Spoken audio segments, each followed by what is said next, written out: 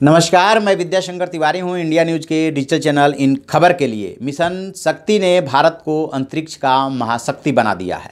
इसके लिए डीआरडीओ और इसरो के वैज्ञानिकों को जितनी बधाई दी जाए, जितनी तारीफ़ की जाए वो कम है। उनके लिए शब्द कम पड़ रहे हैं। लेकिन सवाल ये उभर रहा है कि आखिरकार इतने इम्पोर्टेंट मिशन को इतनी देरी से क्यों अंजाम दिया गया। जिस तरह से वैज्ञानिकों के या डीआरडीओ और इसरो के एक्स चेयरमैन व डीजी के बयान आए हैं, उसके बाद इस पे बहस हो रही है। मैं उस पर्दे के पीछे की पूरी कहानी लेकर के आपके पास आया हूं कि कब कैसे ये योजना बनी, कब इसको हमारे वैज्ञानिक करना चाहते थे लेकिन नहीं कर पाए थे। राजनीतिक झगड़े को एक तरफ रख दीजिए कि किसको इसका क्रेडिट मिलना चाहिए कि नहीं मिलना चाहिए। दरअसल जो 60 का दौर था जिसमें कि अमेरिका और रूस में कोल्ड वार चल रहा था, उसी दौर में अमेरिका और रूस ने जो है इस तरह की क्षमता हासिल कर ली थी और अपने परीक्षण भी कर लिए थे। लेकिन भारत को चिंता तब बढ़ी या भारत में इस तरह का परीक्षण और टेस्ट की बात तब उठी जब 2007 में चाइना ने ऐसा किया। वो चाइना ने जब ये ऐसा टेस्ट किया था तब ये भी बात उठी थी कि उसने अंतरिक्ष में कचरा फैला दिया और उसके लेकर के अमेरिका ने उसकी आलोचना भी की थी। उसी समय बात आई थी कि क्या भारत के पास भी ऐसी कैपेसिटी है, भारत भी ऐसा कर सकता है क्या। तो जो इसरो के एक्स चेयरमैन है जी माधवन, उनका कहना है कि उस समय भी हमारे पास ये टेक्नोलॉजी थी लेकिन हमें उस पर आगे बढ़ने की इजाज़त नहीं मिली। इसके बाद 2012 की बात आती है, तब जो डीआरडीओ के एक्स डीजी हैं बीके सारस्वत, उन्होंने कहा है कि 2012 में तत्कालीन एनएसए के सामने उन्होंने इसका प्रेजेंटेशन दिया था और 80% काम भी हो गया था लेकिन इजाज़त नहीं मिली, इसलिए आगे नहीं बढ़ पाए। तो चूंकि ये दो वैज्ञानिकों का, दो इसरो और डीआरडीओ के दो एक्स चेयरमैन और डीजी का बयान है, उन्होंने अलग अलग मीडिया से बातचीत में ये बात बोली है, इसलिए उन पे अविश्वास करने का कोई कारण नहीं है।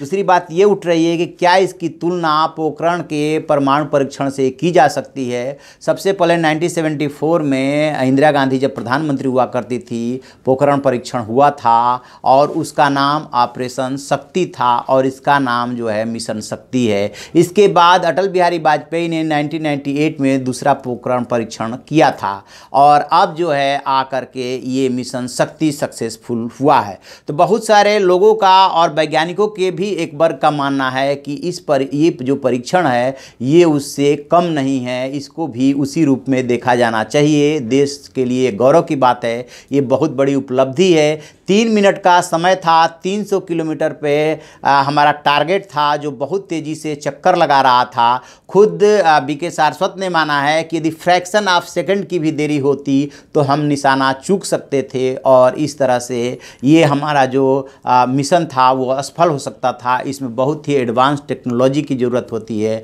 और जो कि हमारे वैज्ञानिकों ने इस काम को कर दिखाया। अब सवाल ये उठता है कि कांग्रेस जो है, चूँकि चुनावी मौसम है और ऐसे समय में इस टेस्ट को किया गया है, ऐसे समय में ये निशाना लगाया गया है किनेटिक किल से, कि सवाल उभर रहा है। स्वाभाविक है कि जो सरकार है वो इसकी क्रेडिट लेने की कोशिश कर रही है। प्रधानमंत्री नरेंद्र मोदी ने जब खुद ट्वीट किया कि 11:15 बजे से 12 बजे के बीच में हम कोई ऐसी सूचना देंगे, उन्होंने सस्पेंस बना करके रखा। उसके बाद पूरा देश जो है नज़र लगाए बैठा था कि आखिरकार पीएम क्या ऐलान करने वाले हैं। यहाँ तक कि सेंसेक्स जो है वो भी गिर गया था कि पता नहीं क्या करेंगे। जब इसका ऐलान हुआ, उन्होंने देश को संबोधित किया, उसके बाद से कांग्रेस ने और विपक्ष ने पलटवार किया कि ये सब जो है फ़ायदा लेने की कोशिश है, चुनावी फ़ायदा लेने की कोशिश है और ये तो उनके टाइम में ही वैज्ञानिकों ने इस पर काम किया था, लिहाजा बधाई के पात्र वैज्ञानिक है, न कि कोई सरकार।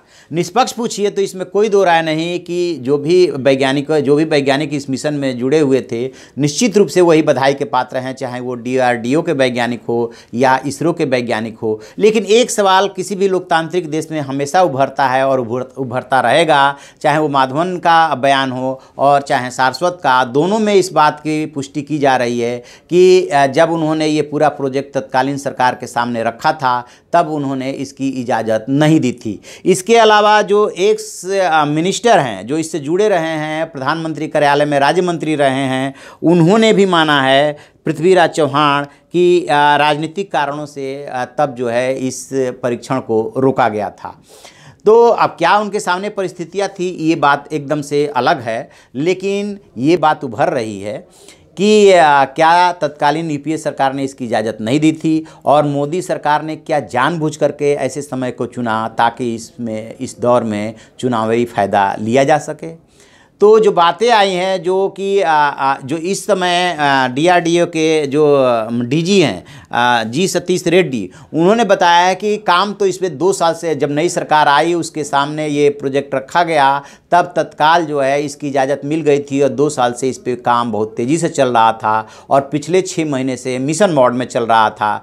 इस पूरे के पूरे प्रोजेक्ट को वो जो नेशनल सिक्योरिटी एडवाइज़र हैं अजीत डोभाल, उनको वो रिपोर्ट कर रहे थे और मिशन मोड में पिछले 6 महीने से काम चल रहा था। तो ये भी बात लगभग तय सी लग रही है इन दोनों तीनों वैज्ञानिकों और अधिकारियों के बयानों से कि ये समय जानबूझ करके मोदी सरकार ने चुना ताकि जो बालाकोट में एयर स्ट्राइक हुआ और पाकिस्तान को मैसेज दिया गया पुलवामा आतंकी हमले के बाद, उसके बाद ये मैसेज दिया जा सके कि मजबूत नेतृत्व ही मजबूत फैसला ले सकता है। और इसमें जो बातें आ रही है उसमें, और जिस तरह से उन्होंने देश को संबोधित किया और इसको लेकर के चुनाव आयोग में शिकायत हुई है, वहाँ चुनाव आयोग ने अपनी कमेटी भी बना दी है, वो बातें अपनी जगह पे है, लेकिन इसमें कोई दो राय नहीं कि चुनावी फ़ायदा लेने की कोशिश है और इससे जनता के बीच में संदेश गया है। इस पूरे प्रोजेक्ट से जुड़ी हुई पूरी कहानी और पर्दे के पीछे की ये है हकीकत। अब चुनाव है तो पॉलिटिकल पार्टियां जो विरोध में है वो आलोचना करेगी और जो सत्ता पक्ष में वो उसका लाभ लेने की कोशिश करेगा, लेकिन असली यदि कोई बधाई का पात्र है तो वो है हमारे वैज्ञानिक। इससे रिलेटेड और जो कुछ भी पता चलेगा, जानकारी मिलेगी, हम आपको अपडेट करते रहेंगे। देखते रहिए हमारा डिजिटल चैनल इन खबर।